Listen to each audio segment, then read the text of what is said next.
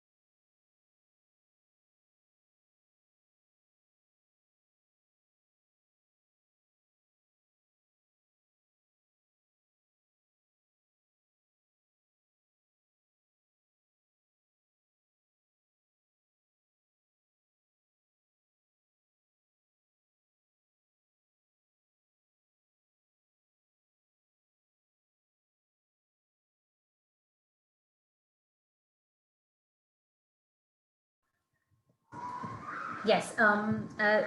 Good evening. I think we can get started given that we're 3 minutes into the session. We do have folks trickling in as we begin. Welcome everybody to the informational webinar on Revive. Thank you very much for taking the time to be with us today. Very quickly, not spending too much time on introductions. I think we all want to sort of get into understanding what this opportunity is all about and how different stakeholders can benefit from participating in it or sort of availing the opportunity. So for those of you who don't know, I'm Saitria. I work with ANDE India as a senior program coordinator. ANDE is a global network of organizations that work with small and growing businesses across emerging markets. We work with USAID is one of the ANDE members, and we're very happy to host this session today. The idea of this webinar is for both global and Indian companies and foundations that are working with micro entrepreneurs and nano entrepreneurs that are part of their supply chain, distribution network, their portfolios to understand Revive better. Of course, for the enterprises and entrepreneurs support organizations joining us today, how they can connect their portfolio to avail this resource. And also what are the various financial instruments that could be provided under the Revive banner to create a continuum of capital. So before I introduce the first speaker, just quick housekeeping. Please use the chat box. If there are any comments that you would like to share with us, any thoughts while we're doing the presentation, and the Q&A feature for any questions that you have while the panelists are presenting. Please do keep the questions coming in through the presentation. We will see if there's an appropriate time to stop while the panelists are presenting to take some of those. Otherwise, the way we've designed this is to keep it as conversational and interactive as possible and have ample time for Q&A towards the end. So without further ado, I would like to introduce the first speaker. We have joining us from USAID India is Nehal Sangvi. Nehal is the Senior Advisor for Innovation and Partnership in the Director's Office, and he's been with USAID India in that role since 2012. He has more than 15 years of professional experience in international law, business, and development. Prior to joining USAID, Mr. Sangvi was the Chief Operating Officer of Gateway House, Indian Council on Global Relations, which is India's first independent foreign policy think tank. And prior to that, he was with Dasra. As we know, it's a Mumbai-based strategic philanthropy advisory firm for 12 years as Director and General Counsel. He's also spent several years practicing international law at various law firms in both New York and Texas. Very happy to have you here, Nihal. Over to you. Thanks, Cypria, and thanks really the ANDE team, Sucharita and all for this opportunity. We are really, really thrilled to be here today and to be able to share the stage with Samhita, Collective Good Foundation. ANDE has been a great partner of ours for many, many years, and we're really happy to be able to avail of their network to showcase a little bit about not only USAID, but more importantly, Revive. I'm going to quickly give a brief introduction about how USAID is working now in India, which I think may be a surprise to some folks, and then turn it over to really the star performers of this evening, Priya and Deepa, who are going to talk a little bit more about Revive. As far as USAID goes, as you mentioned, Cypria, I've been with the mission for 8 years now, and we have transformed the way we operate during those 8 years. We are no longer, very clearly, we are no longer involved with a traditional donor-beneficiary relationship here in India with the government, with the private sector, et cetera. We truly look at ourselves as partners here. India as a country being a net donor with its own aid program, of course, that's quite robust. It really doesn't behoove us to even think about a donor-beneficiary relationship in India. So when we talk about working through partnership, we are talking about partnership with a whole range of stakeholders. My team is primarily involved with private sector engagement, and that would include non-traditional partners. So of course, the private sector through their CSR foundations, high net worth individuals, family foundations, impact investors, social entrepreneurs, media, think tanks, brand ambassadors, academic institutions. I mean, sort of the entire gamut of folks that are otherwise would be considered non-traditional for USAID, excuse me, are the ones that my team and I focus on. Having said that, over the years, especially over the last 8 years, what we've really seen take off is this momentum with multi-stakeholder alliances. And we're going to be showcasing one of those today, Revive. Multi-stakeholder alliances, as folks on the call can imagine, can be very, very complicated because you've got all sorts of folks from the resource partner side that have a whole host of different levels of strings attached to their funding, including, of course, their own specific monitoring and evaluation practices, their own reporting requirements, their own sets of hoops that an implementing partner will have to jump through. Fortunately here, we have found really, I think, a partner that continues to display the gold standard when it comes to implementing partners, and that's Samhita and Collective Good Foundation. Having said that, the challenges certainly continue, and I would argue that working through a wide variety of partners can be incredibly difficult. I would argue that partnership, I quoted this earlier, but I would argue that partnership is hell. And navigating the right sets of partners can be really, really difficult because we all have our own bureaucratic processes that folks like Samhita have to navigate.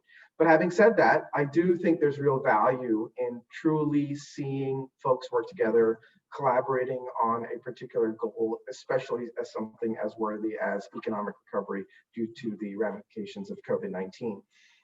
And I would argue that, you know, even from a CSR perspective, since the law really started to get implemented several years ago, we've seen so many corporates work in silos that more multi-stakeholder platforms like Revive on a whole host of subjects is critical. And I believe that in spite of the difficulties, we have to, and I'm going to use this analogy, we have to let all of our thousands of droplets of good work turn into a stream to make significant impact. And that's precisely what we're starting to see Samhita do with Revive in a very, very short amount of time. And by the way, Samhita's sister organization is the Collective Good Foundation, and I'm sure they'll be speaking more about that. But I'll be using both of those terms interchangeably since they both represent a core group of very, very dedicated individuals that are helping run the Revive program. I'll just spend a couple more minutes talking about this idea of economic recovery support in India. And over the last many, many years, USAID India actually has not been involved in the economic growth / economic recovery processes in India because we haven't had funding in those for those pots of money.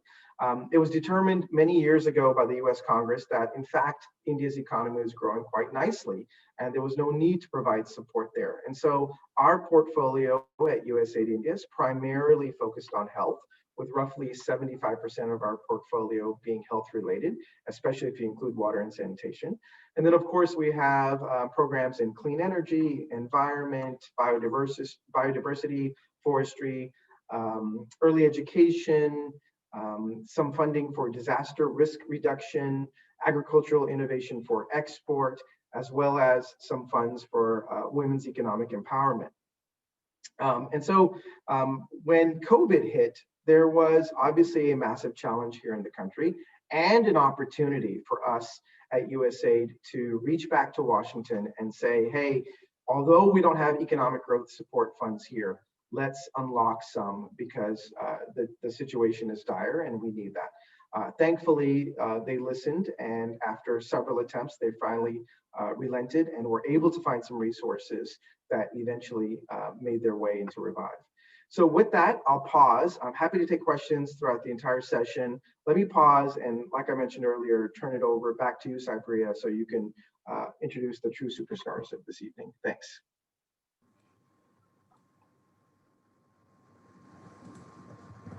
Yes. Thanks for that, Nehal. So as Nehal mentioned, I think we will be moving to listen to more from Priya and Deepa about this wonderful opportunity that USAID, Samhita, and some other key stakeholders in this ecosystem have put together. Before handing it over, just very briefly about both Priya and Deepa.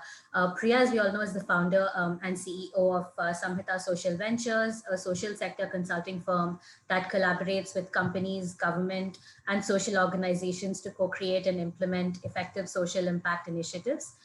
Some of Samhita's corporate partners include organizations such as Hindustan Unilever, Larsen & Toubro, Godrej, American Express, to name a few. The organization is also supported by both Indian and global foundations, such as USAID, like Nehal mentioned, Bill and Melinda Gates Foundation, UNDP, among others. And in terms of government partnerships, Samhita has partnered with the governments of Maharashtra, Gujarat, and Telangana to establish multi-stakeholder platforms that deliver better support to millions of Indians. Previously, Priya co-founded the Spark Group, an education incubator that delivered affordable education to low-income communities in India. She has also worked with the IFC, the Poverty Action Lab at MIT, and at Arthur Andersen. So happy to have you here, Priya. And Deepa, also joining us today from Samhita, is the development sector professional passionate about causes for women, children, and informal sector workers. She is part of the Impact Achievement team at Samhita Social Ventures and leads the implementation of the Revive program. She is also a member of the senior leadership team at St. Jude India Childcare Centers, an NGO working with children undergoing treatment for cancer. Prior to crossing over to the development sector, Deepa has spent over 12 years in technology delivery management roles in leading corporates such as Dell, Morgan Stanley, and ICICI Bank.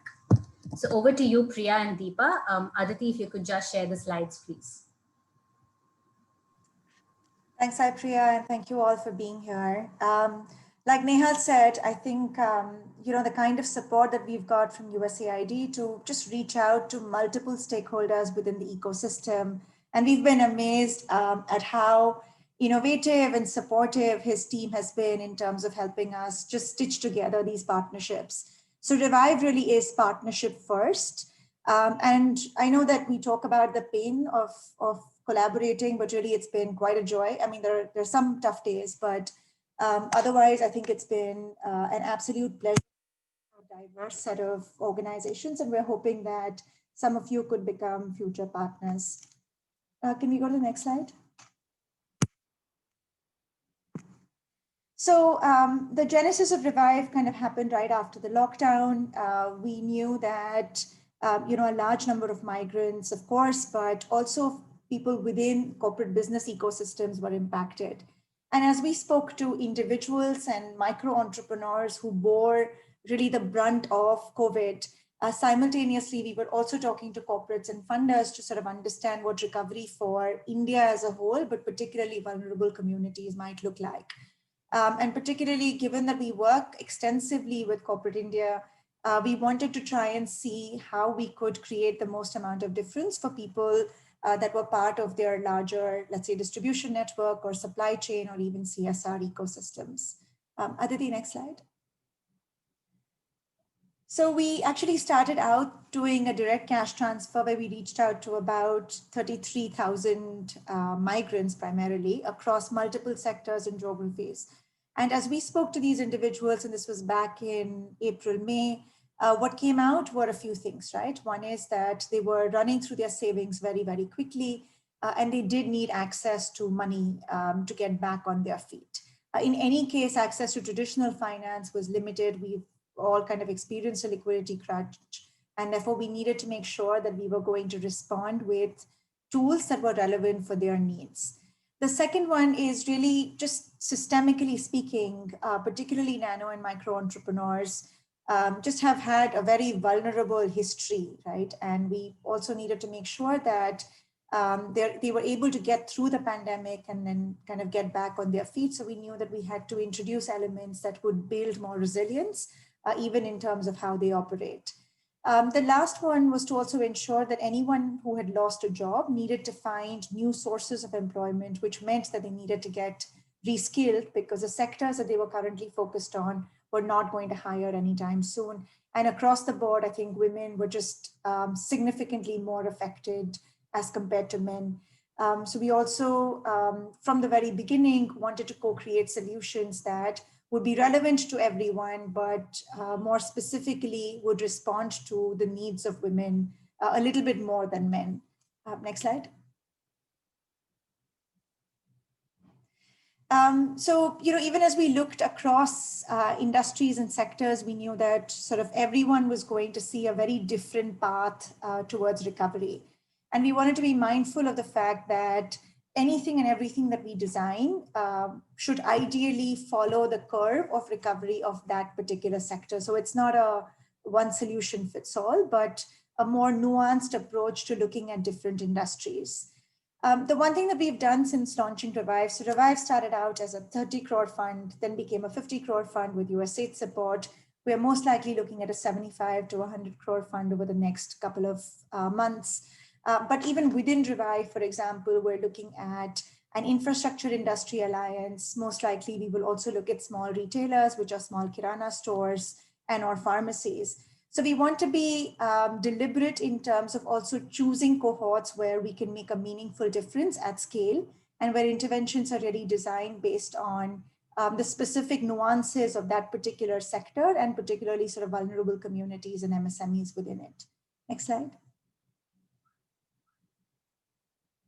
So like I said, I think, while we were very focused on the here and now and ensuring that people are able to get back on their feet, the one thing that's kind of driving us is to say, how do you get to a better normal? How do you ensure that these individuals and micro enterprises are able to, get to a much better place than they found themselves in? Will we get there? I don't know yet, but I think that really is the attempt.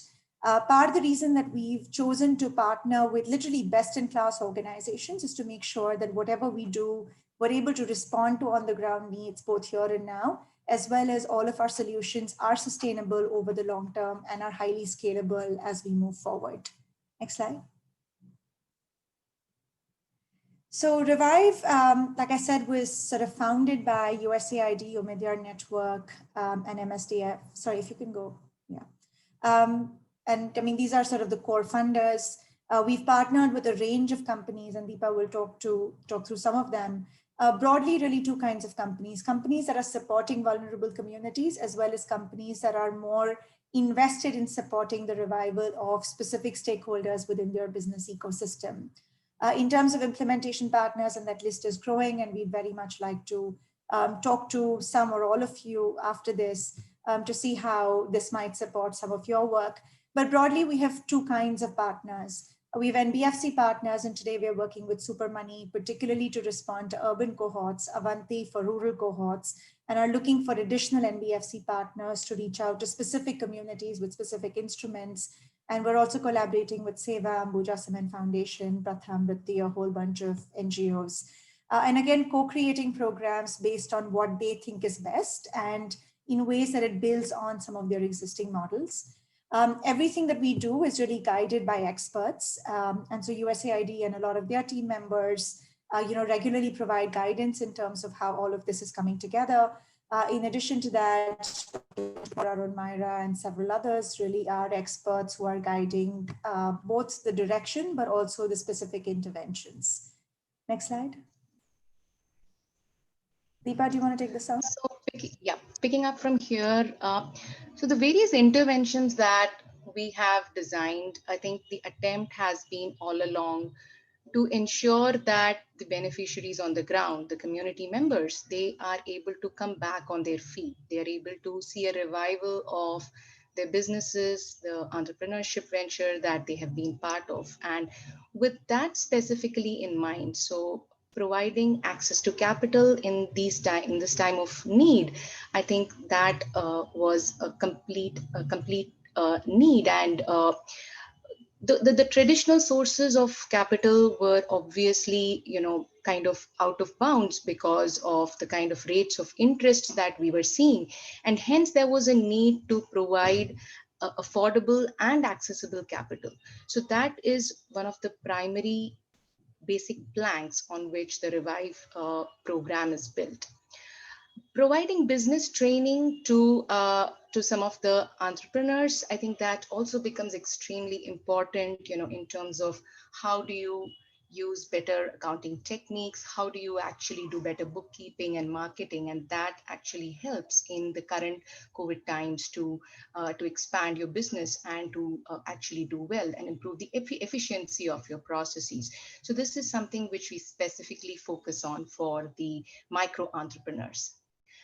Providing access to social security is also a very critical need because, as you know, the government has rolled out a number of schemes, not only during the COVID times, but also a number of schemes, over the years, which actually help to improve the social welfare of the communities. And these are actually not availed because of a lack of awareness, because of the various hindrances in terms of eligibility checks, documentation which is required, and the whole process of filling the application. And this is again one of the programs which we see helps to improve the resilience of the communities over a period of time.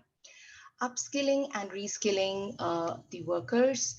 So these could be in the form of people who have lost jobs and need to relocate to various different other occupations. So kind of reskilling them. So these could be government workers who need to now be relocated to a completely different sector, let's say a pharma sector.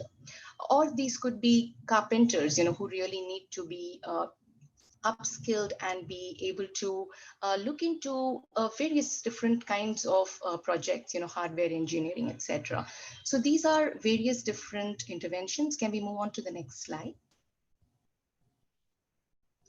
I will also talk a little bit about the various corporates that we're working with and how each of the corporates is either helping a vulnerable community or some of them, such as Arvind, Godrej, who are actually helping their extended ecosystem. So Arvind, as you know, the government major, has seen a lot of job losses, not only from within their organization, but across the textile sector. And the attempt is really to help rehabilitate these workers by providing them skills and also to an extent a sustenance grant so that they are able to stand up on their feet and be able to confidently repay it back. Godrej, again, they have a long-standing program of beauty entrepreneurs. So these are women entrepreneurs, solopreneurs, who pretty much operate beauty and wellness programs out of their homes and really small setups, earning about 7,000 to 10,000 rupees a month. However, they have taken a big hit during the COVID times. So the attempt is, and many of them are first-time borrowers who have never really, accessed any kinds of formal or informal capital. So, we have worked extensively with Godrej, their implementation partners, the NBFC partners, in terms of co-creating the model and kind of fitting it to the needs of this specific community in terms of helping the women get over their trepidation of accessing a loan for the first time. Will they be able to repay it? What should be the quantum of the funds? What happens if you're not able to, repay the returnable grant, etc. So these are some of the, ways that we've been working with the corporates. We have also been working with a group of women street vendors, which Brighati Foundation is working with, and a set of farmers whom we are helping to access agricultural inputs, and sanitation workers with RBL Bank. Can we go to the next slide, please?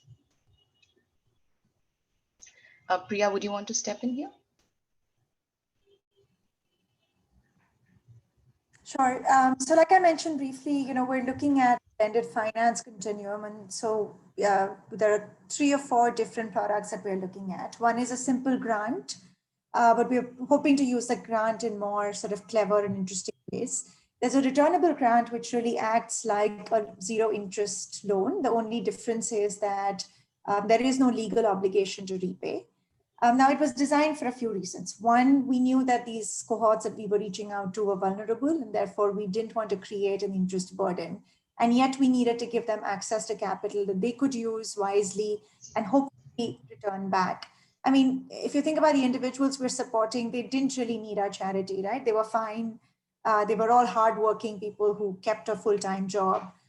Just stuff happened to them. And so the hope is that they're able to use the grant either to find a new job or to improve their business outcomes. And once they reach a level of stability, they pay the money back so that it goes to another individual. There is a moral, not a legal obligation to repay, although our success is really determined by how much of that money comes back for 2 reasons. One, if the money comes back, then we know that the money has been used well and that the individual actually has both the ability and the willingness to repay. And then the second is, it's only when the money comes back that you're able to create this multiplier and therefore reach 5 to 7x the number of people. So technically that even that 5 to 7x number would have been much higher, but we're expecting significant defaults, which is why it is what it is. And we'll find out more in the next few months. We're also using grants to, in some sense, subsidize debt. And we're using it really to ensure that people are not getting charged the 24-30% interest rates that are currently prevalent, but that access to capital is very affordable. This is primarily being used for people who are not so vulnerable and have the ability to take on some sort of a loan. Next slide. So the way the returnable grant is structured is it's very, very flexible. Farmers are using it to buy seeds and fertilizers. They pay back when they sell the harvest. Street vendors are using it both for household purposes, but also to revive working capital. And they pay back in much smaller installments over a period of time more frequently. People who are salaried pay back once a month. It's a deduction from their salary. So really a lot of customization and flexibility, depending on their context, depending on the NGO or the social enterprise that's involved, and really we're being led by their guidance and their wisdom because they know their communities very well. So even as you think about whether a returnable grant is relevant for your communities, we're happy to work with you to make this as flexible and responsive as possible. So just sort of 1 minute on this, which is they only have to return back the principal. There is no interest charge at all. We're hoping that they do pay back. And so Irfan, who's on this call, as well as my monitoring and evaluation team, for example, has looked at a lot of literature to say, what kind of incentives or communication can be used to really nudge people to both use the money well and also repay it back. And where do you see the most amount of success? The last thing is that, even when donors sort of opt for a returnable grant, any money that's left over at the end of 2 to 3 years can just be given to a nonprofit or a purpose of their choice. We've had the bulk of our donors actually want this to be a long-term fund so that the money keeps revolving. Really, the advantages for nonprofits and social enterprises and other businesses is that instead of a pure play grant, where you spend the money every year and you have to raise money, particularly in an environment as uncertain as this. We've seen COVID, we've seen PM cares, now there's a vaccine fund. And so, there isn't that much money available. Whereas in a situation like this, you're really able to use the grant. And if your recipient pays it back, then the same amount of money circulates year on year. And therefore that pool of capital is available with you over multiple years to reach out to as many people as possible. Next slide. So I know this slide looks complicated, but it's really quite simple. Basically, the way this functions is a donor or a corporate or anyone else puts money into a nonprofit, which is CGF. They get ATG, it's FCRA compliant, CSR compliant, etc. We actually transfer the money directly into the bank accounts of beneficiaries using an NBFC partner. The beneficiary is spoken with to say this money is coming, please use it for this reason. Please do repay it back, based on certain cycles that have been pre-agreed. Once they return the money, it goes back to the next beneficiary and so on and so forth. Even within this, I think we're seeing a lot of interest in terms of not transferring the money directly to the individual, but actually giving the money to somebody who gives them, let's say, an asset or a service. And so, we're being sort of fairly flexible in terms of who gets the money and what can the money be used for. Can we go to the next slide? So I think, like Deepa mentioned, that in addition to access to finance, we're also connecting both the MSMEs as well as the individuals to multiple government schemes. In addition, those that have lost a job, as well as the MSMEs themselves, we're doing a lot of skill building and capacity building so that they're able to get through not just this crisis, but are able to emerge, stronger and more resilient even going forward. Next slide. So just, a couple of things, which is really, thanks to support from USAID, and we would never have been able to afford something like this otherwise. We are actually running a fairly rigorous research design, which is being led by Irfan, who's a professor at Georgetown and is a director of the South Asia Center at the Atlantic Council. The broad intent behind this is to actually really understand who it is that we're supporting. So we're collecting a lot of data and insights. Who is this individual? What did their situation look like pre-COVID? What are they going through right now? What are their aspirations and hopes? What do they want to use the money for? Are there big changes in terms of decision-making of the family, and how does that get impacted with the grant, etc.? But while we're collecting information on all of this, our basic success metric is sort of twofold. One, do they really get back on their feet? And therefore, do they have more stable or higher incomes? The second is, are they able to repay the money back? Because that's sort of what creates the multiplier. But in addition to that, we're also looking at, from a long-term perspective, does this individual or MSME feel a lot more confident about their future? Do they have access to government schemes? Do they have access to other sources of capital? So one of the things that we're attempting to do is that every person who takes a returnable grant, because it's being given through an NBFC partner, does the NBFC actually end up giving them a regular loan after 6, 7, 8, 9 months, once interest rates have normalized, and this individual feels a lot more confident about taking on some form of debt, right? So the intent at all points in time is to mainstream them into sort of more stable and traditional sources of capital. Like I think I'd mentioned it earlier, which is, we will have a much more significant focus on women cohorts. So we also want to understand whether this improves agency in any form or decision-making, and, just do they feel more confident in terms of taking other decisions over the next few months. Next slide. So yeah, I mean, just a few quick advantages, right? Most funders who've come in have really seen kind of a 8 to 10x funding leverage because other people have also come in into the facility itself. Second, there is a very robust monitoring, evaluation, and learning framework. We're also testing behaviors and messages, and we really want to understand these cohorts very well. The third is, like I said, that the grant goes a very long way, and so you're seeing a 10 to 15x sort of impact multiplier. And the last is also to see how individual financial instruments, but also when they combine, what kind of impact are we really seeing, right? I think we want to be as flexible as possible, and we want to see if that creates a disproportionately higher impact compared to just grants or other forms of traditional capital. Next slide.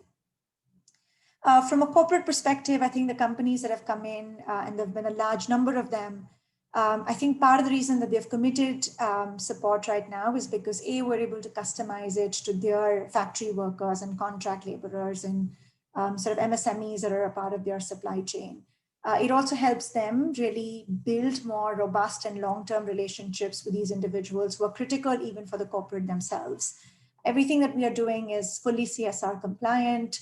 The impact is disproportionately higher compared to other instruments such as grants. And then any money that's left over can be used for whatever reason they want to use it for.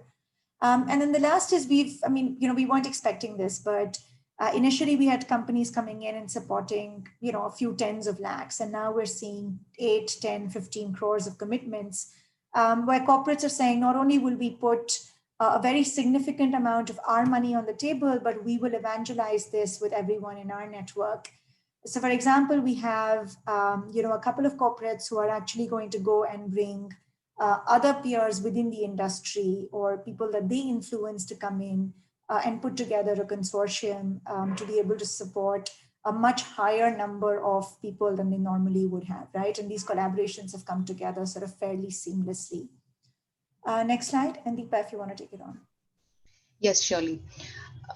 So, what are the benefits for social purpose organizations? So clearly, right from the start, we had this in our mind that, we were really looking to strengthen the existing programs on the ground, strengthen the existing communities, right? So the idea was always to layer Revive on top of some of these community programs so that we could maximize the impact and also kind of help these programs scale up, which was very important in the current times. And also the whole idea of this revolving fund also ensured that social purpose organizations could always reach out to a much larger group of beneficiary population. The other thing that we were also very clear from the start was to make this very contextual. So what I mean is, in terms of understanding the cohort, so right from going to the implementation partners, who already have a trust-based relationships with these communities, getting insights from them, or from corporate networks who've been working with these people as ecosystem partners for years together, or even if it required conducting a survey to understand the insights, we wanted to ensure that Revive as a facility was not a one size fits all kind of a framework, but that we were able to contextualize it and make it relevant for each community, each cohort that we were working with. Again, a very participatory approach. And the reason I say this is that I think every partner that comes and kind of unites hands to be a part of Revive, be it the NBFC partner, the NGO partner, the corporate partner, our funders. I think all of them have been involved in co-creation. So the co-creation of the processes and the systems, I think that's one side of it. The other part is also ensuring that the returnable grant structure itself is co-created to the needs of the community, and what should be the size of the grant in terms of what should be the repayment period. And like Priya mentioned, in the case of farmers, it could be that they needed to wait up to the harvest season to be able to pay back, but instead of that, a street vendor would be able to repay much smaller amounts in much more frequent intervals. So these are some of the, I would say, flexibilities that we have provided through the participatory approach that we have been able to build into Revive. And also, access to a very large network for social purpose organizations. And I think this kind of goes back to what Nehal said initially in terms of building a large platform, with partnerships from so many different stakeholders. I think this really provides a way for them to leverage each other's strengths and also to increase the outreach.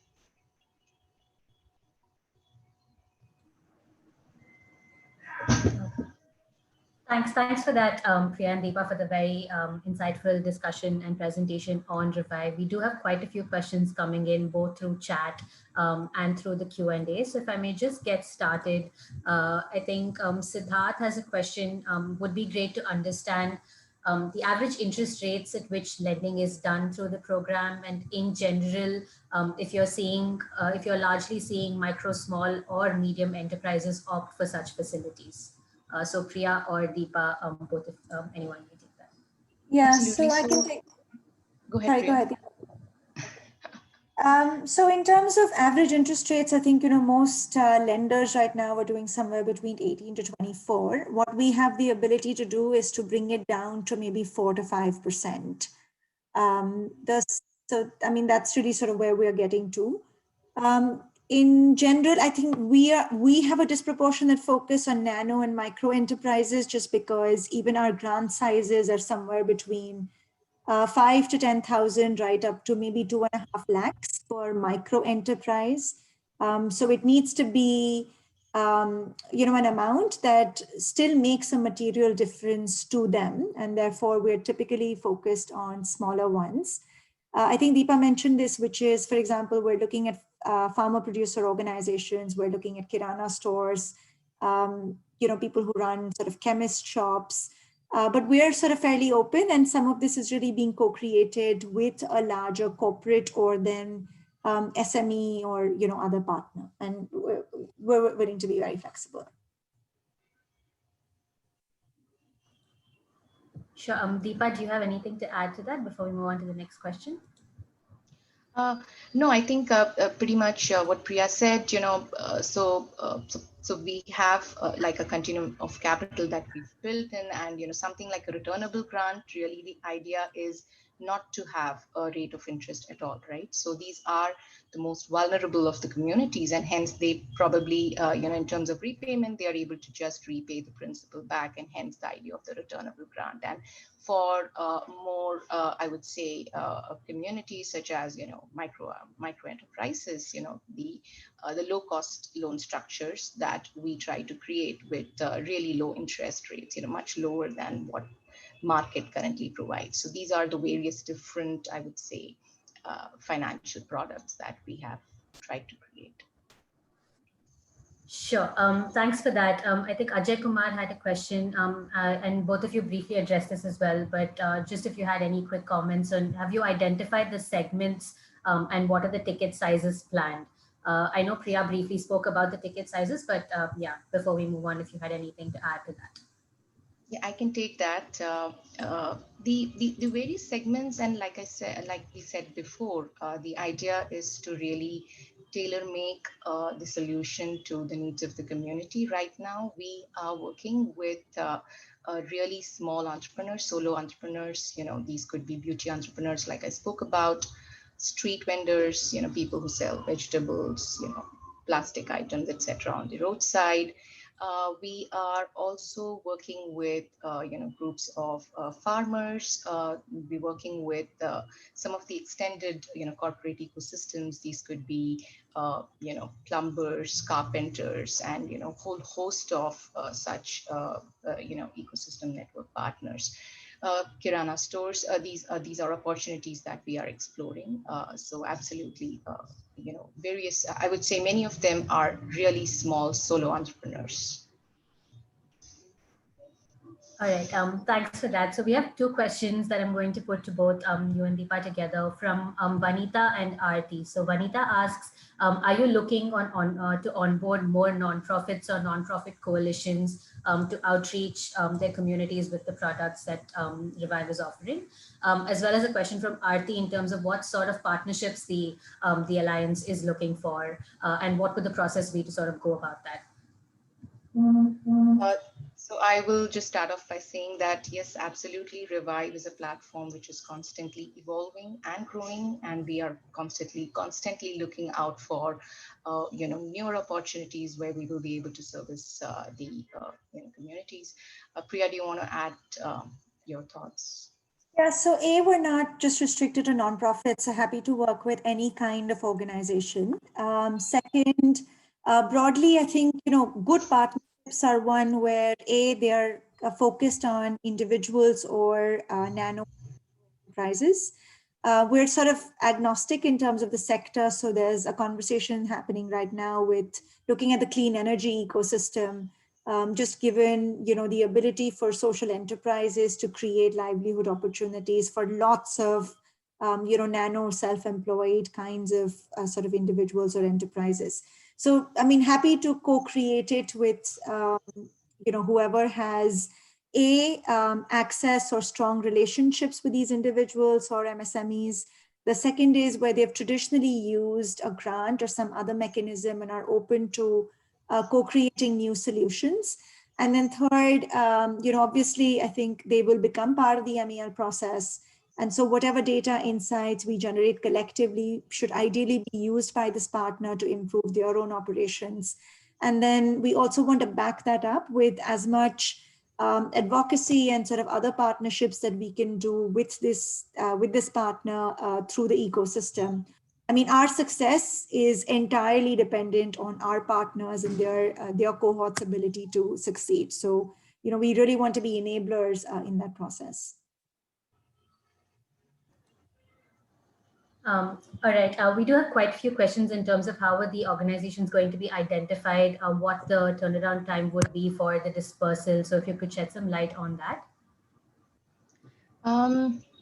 So, we do, try to evaluate the beneficiary cohorts on the basis of both their ability and their willingness to repay. And, I think both of these are extremely critical because, we do not look at Revive just as a way to fund their sustenance over a short-term period, but really, how is it going to help them, kind of stand on their feet? So, we do evaluate the social organizations, how strong is their program, how do they really help the community members to kind of maybe rejig their programs in the current time. So for example, in the case of the beauty entrepreneurs, we said that it's not just enough to maybe, the beauty business might or might not come back to its full extent, but, ways to diversify their income sources. So, it's very important to provide that kind of capacity building and hand holding and, how far really does the social organization goes in assisting that their members will be successful after availing the facility. So I think these are some of the critical parameters which we use to, before we really onboard the social organizations. Yeah, I just want to add one thing that all the money that we've raised so far is more or less committed to cohorts. And so the other conversation that we'd like to have with any new partners is, sort of where does that funding come from? Does it come from some of the existing donors that you or we may have? Do we need to look out for more donors? Who'd be most willing to support something like this, right? So we are co-creating it both with the execution partner, but also with other potential funding partners. I think there was another question in terms of how soon can we get this off the ground? Yes. So that depends on a couple of things, which is typically, there is a fairly rigorous process in terms of finding the partner, identifying the sets of sort of cohorts that we want to support. Most of our execution as well as corporate partners have actually rolled out surveys to understand who qualifies, who's interested, what does a product design look like, what's the size of the grant, what does repayment look like, et cetera, et cetera. So we'd ideally like to be led by data wherever possible, and that usually takes a few weeks. Once that happens, we then start identifying these cohorts. Our NBFC partner does a fairly robust KYC check, because ultimately they are responsible for transferring the money. And then, the disbursement can happen. But realistically, it does take, at least a few weeks to put all of this information together. But technically speaking, as soon as money hits our account, we're able to start pushing it out fairly quickly, right? None of us want to sit on any funding. We want to give it out to these individuals at the earliest. Sure. I think one question that's more sort of operational, Priya and Deepa, we do have some comments of participants who work with enterprises that work with micro and nano entrepreneurs, and who will definitely benefit from these returnable grants. And also, what would be the best way to reach out? So if there's an email address, or if there's a procedure that you can share so that the participants can then follow that after this meeting. Yeah, so we can share our email addresses after this, so just write into us. But ideally, the next couple of weeks are a bit crazy for us, but sometime in Jan, happy to start talking to some of you. Sure. And if I may also request the participants, you would have received the Zoom link from the ANDE India email address. So please feel free to write to that as well. And we can connect you as appropriate with Deepa and Priya once you share your requests. The next question that we have from Sangamitra is, the returnable grant model that Revive offers is very interesting. What is the take-up rate for this financial product, given that you would have done some research before choosing this as sort of the way that Revive would be functioning? And do you think the positive effects of the product stem from the returnable grant model, or the zero interest rates that it offers, or maybe both?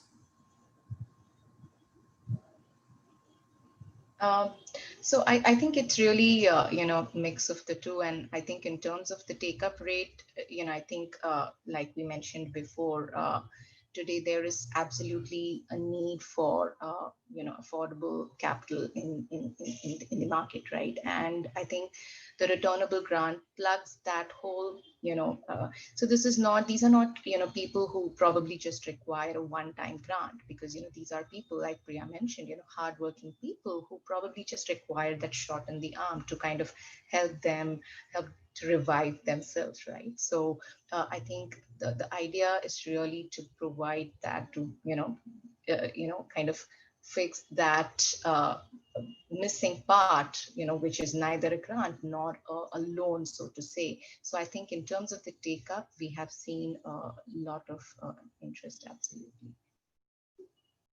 Can I just ask a question? This is Nehal. Cypriya, I just have a question for Priya and Deepa.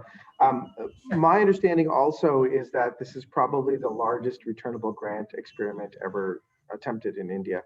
And I know at least our experience at USAID India has been, what often works in India has implications not only here, but in the neighborhood, and even, for with other countries from a South-South lens. Can that be confirmed, Priya? Is this the largest returnable grant experiment ever done? And have you guys really started to think about how you can socialize this more with other countries yet? Yeah, thanks, Nehal. So I think, to the best of our knowledge, this seems to be the largest, definitely in India. I don't think I can speak with that much authority for the rest of the world, and I think the easiest way to do this is really to partner with organizations in other countries and see how an instrument like this, or with some tweaks, could be really relevant to their context. But we really think it's sort of very much like, microfinance worked across the world. This is just a precursor to the entire MFI movement, right? And so we don't really see it. We see, everyone sort of being excited about it. The question really is ensuring that we structure it in a way that it maximizes outcomes and people are comfortable with how it's run.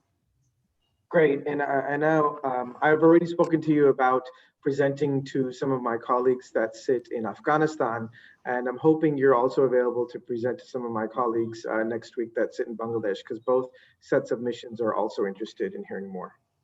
Yeah, absolutely. Great, thanks.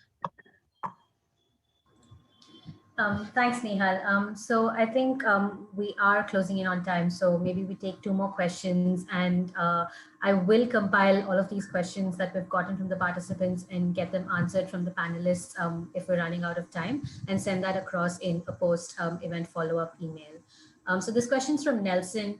How is Revive incentivizing micro enterprises to work on issues such as informal work, worker safety, gender diversity, or other areas that aren't traditionally tied to revenue and income generation goals? So is that something that the Revive is looking to also support through? Yeah, absolutely. So, I mean, let me use a couple of examples, right? So, the industry alliance that we are crafting around the infrastructure industry is very much focused on that. And what we love is that the funder who's leading that conversation there is a large private equity investor in multiple affordable housing projects. And what they're doing is using CSR to get basically social protection or sort of BOCW cards to all construction workers on every construction site. But they're also nudging each of their real estate funds to co-invest in it and ensure that over a period of time, this is not something that gets done out of CSR, but it becomes part of business practices, almost as part of ESG compliance. So big focus on ensuring that business practices, both of corporates as well as MSMEs, improve. The focus on small retailers or pharmacies is also really just on that to ensure that they are able to use our support and digitization tools, etc., to really formalize their work. So one of the things that we would love to see is, do they pay taxes on time? Are they more compliant with regulation? And because of that, can they then access, more traditional capital just because they're now seen as a compliant, well-functioning, robust business? What we are also attempting to do in terms of the other micro contractors, and I think, this is why we're taking the alliance approach, is to see if labor practices can improve even in terms of how MSMEs work with their migrant workers. So it's very much, a core part of what we are doing. And it's a conversation that we're having very actively with all of the corporates who are supporting this, as well as funders such as USAID, et cetera, who can really guide in terms of best practices being followed in India as well as outside. And we've seen companies really embracing it. I mean, we thought that there'd be some resistance, but sort of people really love the idea of saying that in the middle of this crisis, how do we really step up our commitment to our vulnerable communities? And just wanted to add that I think USAID has also been very focused on bringing about the sense of gender equality in all of our programs. And I think it's very, very critical that we have introduced some of those aspects in terms of selecting our cohorts, etc. And how does this financial empowerment really help in the empowerment of the woman? Does that really give her the kind of voice that is needed in her family, that she can have better decision making? I think these are absolutely aspects that we have introduced into our programs. Thank you. Thank you so much, Deepa and Shreya. I think just one operational question is what we probably will have time for. There are a few questions that are coming in terms of sharing the recording, sharing the presentation. That will be made accessible to all those who have registered for the webinar. We'll just clean up the recording a bit and share the link with all of you, so you have these resources for you to peruse later on at a more slower pace. And also, just in terms of, is there a website online, or is there a resource, Priya, Deepa, where people can go and read more about this opportunity and understand this better? I think that's something that a few of the participants have asked for. Yes, there's a Revive microsite. We're happy to share the link. Great. So we can add that to the follow-up email. So we are at time, and I do want to respect the fact that this is a little bit later in the day as well for a few of us. So thank you everyone for taking the time. Thank you, Deepa. Thank you, Priya and Nihal, for patiently explaining this wonderful opportunity and different ways in which people can reach out. As the team has said, they are open to considering partnerships both at the funder level as well as at the enterprise support organization level as well. So once once in the new year, please feel free to also write to the ANDE team with some of those details, and we can help facilitate some of those conversations. Feel free to sort of reach out. And I think any closing words, Priya, from your end for the folks who have joined us today, be happy to hear from you. Yeah, I know, just very grateful for your support in putting this together, and really enjoyed taking the questions. So I hope that, you know, you walk away knowing that we're very open to really working with some of you. And a lot of what we presented really came as ideas that our implementation partners and funders kind of posed to us, right? So this is a very much partnership first effort, and hope to work with some more, more of you very soon. And Nehal, thank you very much. I mean, without your support, none of this would be possible. So very, very Oh, no, on the contrary. Thank you, Samhita, Collective Good. Thank you, Andy. You know, as Priya just said, this is a team effort. So let's see how big we can grow this team. But thank you, everybody. Thanks, everyone. We will be sending all of this in a follow-up email. Thank you so much for taking the time to join us today. Thank you.